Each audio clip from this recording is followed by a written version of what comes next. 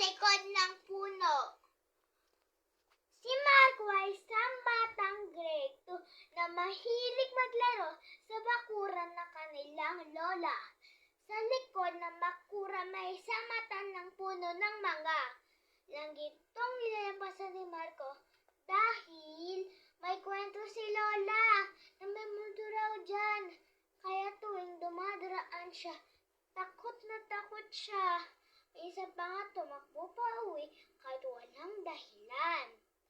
Isang hapon habang naglalaro ng bola si Marco, lumagpas ang bola papunta sa likod ng puno.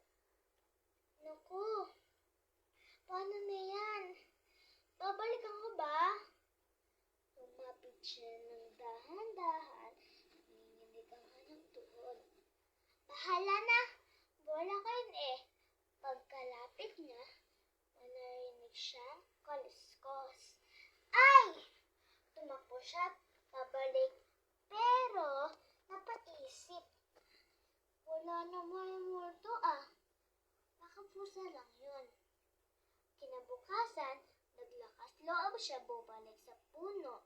Doon niya nakita ang isang matandang lalaki nagdidilig ng halaman. Apo ka ba ni Aling Rosa?